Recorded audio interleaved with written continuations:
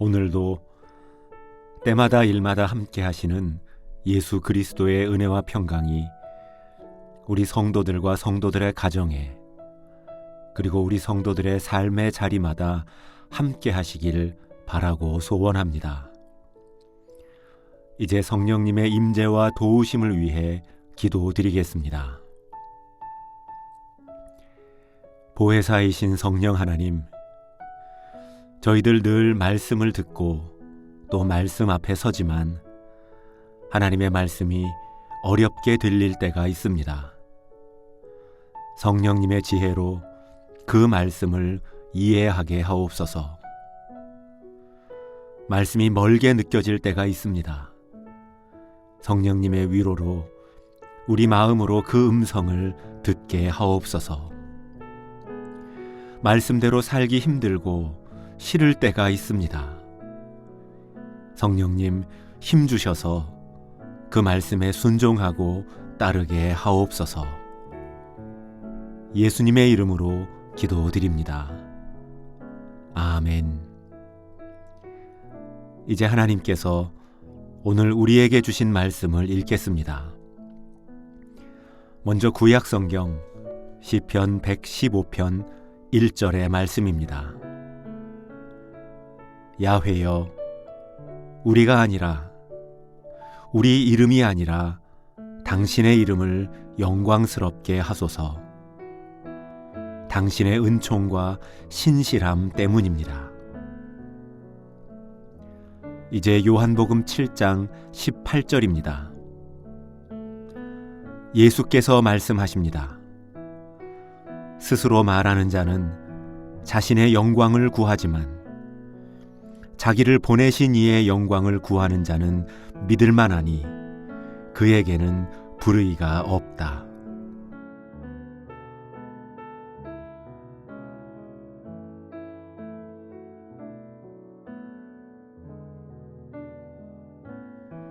이번에는 순서를 바꾸어 다시 읽겠습니다. 예수께서 말씀하십니다. 스스로 말하는 자는 자신의 영광을 구하지만 자기를 보내신 이의 영광을 구하는 자는 믿을 만하니 그에게는 불의가 없다. 야훼여, 우리가 아니라, 우리 이름이 아니라 당신의 이름을 영광스럽게 하소서. 당신의 은총과 신실함 때문입니다. 이제 내 마음에 다가오는 말씀이나 표현이 있었다면, 또는 하나님이 주신 마음이 있었다면 그 말씀과 마음 가운데 잠시 머물며 묵상하겠습니다.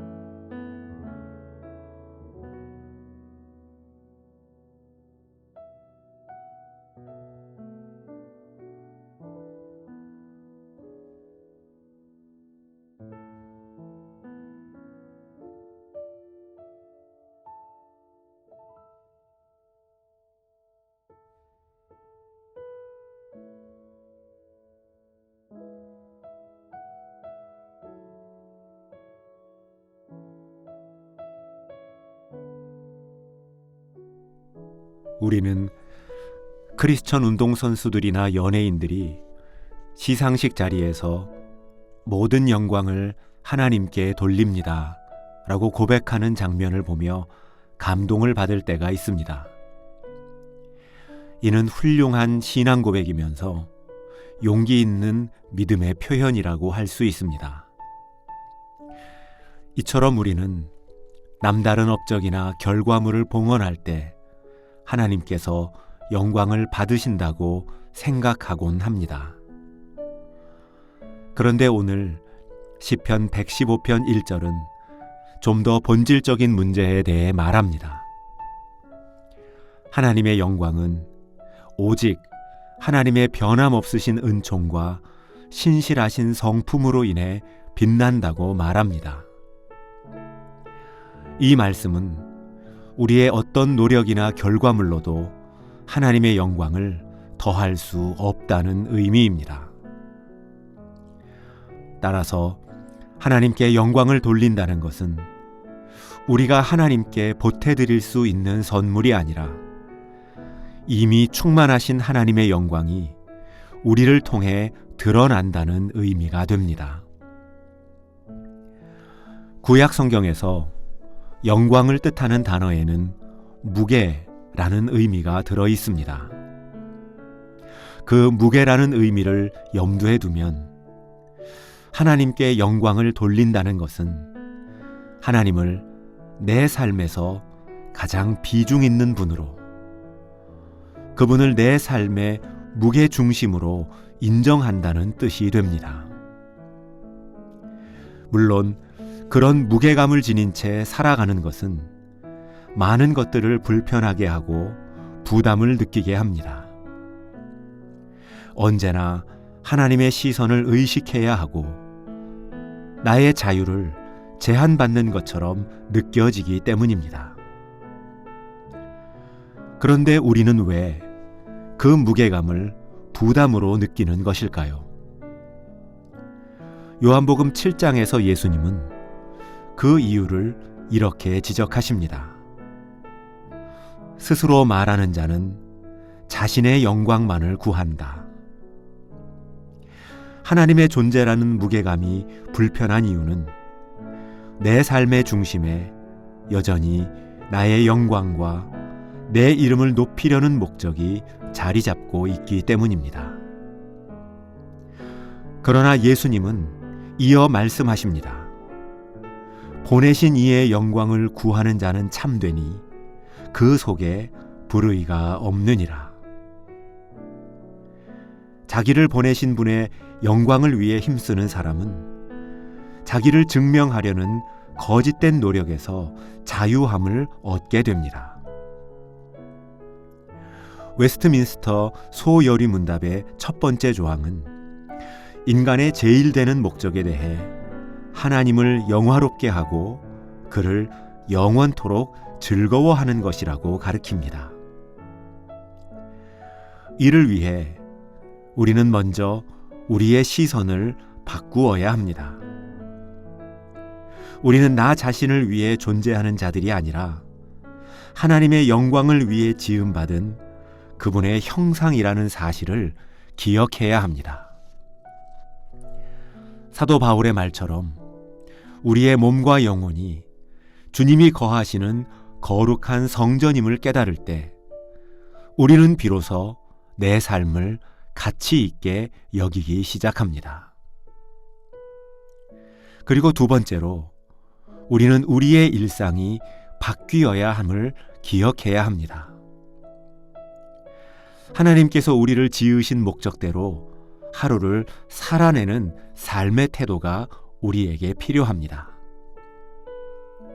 거창한 시상식이 아닐지라도 내가 매일같이 먹고 마시는 작은 일상 속에서 이웃을 대하는 정직한 말 한마디 속에서 나를 보내신 하나님의 성품을 담아내는 작은 실천들이 뒷받침되어야 하겠습니다.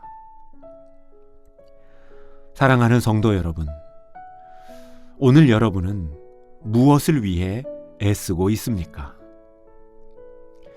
혹시 입술로는 하나님의 영광을 말하면서도 실제로는 내 이름의 무게와 영향력을 키우는 일에만 힘을 쏟고 있는 것은 아닙니까? 하지만 우리의 노력이 하나님의 영광을 만들어낼 수 없습니다. 오직 내 삶의 자리에서 나를 보내신 분의 뜻과 부르심의 목적을 기억하며 묵묵히 행할 때 하나님의 영광은 우리를 통해 다시 한번 드러나게 될 것입니다. 그렇게 내 자신을 낮추고 비움으로 오직 하나님께 영광이라는 소명을 이루어가는 저와 여러분 되실 수 있기를 바라고 소원합니다. 기도드리겠습니다. 사랑의 하나님 아버지, 입술로는 모든 것이 하나님께 영광이라고 습관처럼 고백하면서도 속으로는 내 이름의 무게를 키우고 나의 영향력을 증명하려 애쓰며 살아온 저희들을 긍휼히 여겨 주옵소서. 저희들 거창한 무대 위가 아닐지라도, 남다른 결과나 업적이 아닐지라도 오늘 내가 살아가는 일상 속에서 또 이웃을 대하는 정직한 말 한마디와 겸손한 태도로 우리 주님의 선하심을 드러내는 빛과 소금으로 살아가게 하옵소서. 그렇게 내가 낮아지고 깨어지는 그곳에서 하나님의 무겁고 찬란한 영광이 빛나게 하옵소서. 이 모든 간구 예수 그리스도의 이름으로 기도드립니다. 아멘. 이제 말씀 가운데 머물며 다음의 질문들을 통해 여러분의 기도와 묵상을 이어가시겠습니다. 첫 번째 질문입니다. 아무도 보지 않는 자리에서 나는 누구의 시선을 의식하며 살아가고 있습니까? 혹 하나님의 영광보다 내 인정과 내 이름을 더 붙들고 있는 영역이 있다면 그 자리는 어디입니까? 두 번째 질문입니다.